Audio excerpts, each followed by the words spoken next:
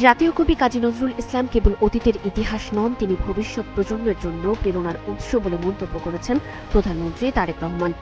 তিনি বলেন, নজরুল আমাদের যাপিত জীবনের অনিবার্য অংশ।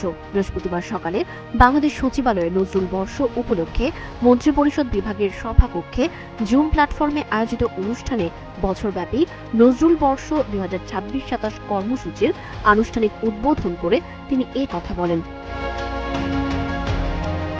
প্রধানমন্ত্রী বলেন, প্রতিটি রাষ্ট্র এবং সমাজে এমন কিছু ক্ষণজন্মা মানুষ জন্ম নেন যারা আমাদের আর্থসামাজিক, রাজনৈতিক জীবন কিংবা আমাদের সাহিত্য, সংস্কৃতি, সামাজিক মূল্যবোধ, সামাজিক দর্শন ও আমাদের মনোজগতে প্রবলভাবে প্রভাব বিস্তার করে থাকেন।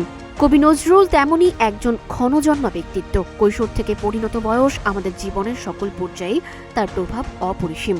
অনুষ্ঠানে জানানো হয়, সরকার 2026 সালের 25 মে থেকে 2027 সালের 25 মে পর্যন্ত সময়কে নজরুল বর্ষ হিসেবে ঘোষণা করেছে। পাশাপাশি কবির স্মৃতি বিজড়িত ময়মনসিংহের ত্রিশালকে নজরুল সিটি ঘোষণার সম্ভাব্যতাও খতিয়ে দেখা হচ্ছে।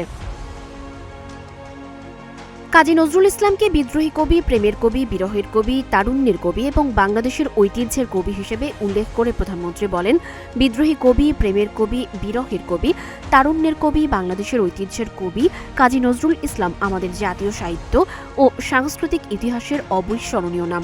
পরাধীন, পর্যুদস্ত, পরাভূত জাতির ভাগ্যাকাশে তার আবির্ভাব ছিল আলোকবর্তিকার মতো।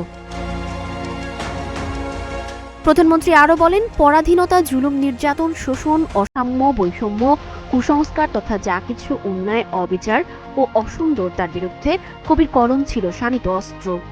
বিপ্লব, বিদ্রোহ কিংবা রণসঙ্গীত, ইসলামী তাজিব, তমুদ্দুন কিংবা ইসলামী মূল্যবোধের গান অথবা ভজন কীর্তন কিংবা শ্যামা সঙ্গীত, প্রেম, প্রকৃতির কিংবা মানবিক মূল্যবোধ, কৈশোরের আনন্দ কিংবা যৌবনের উন্মাদনা, প্রতিটি ক্ষেত্রেই নজরুল প্রকাশ ছিল শুদ্ধ।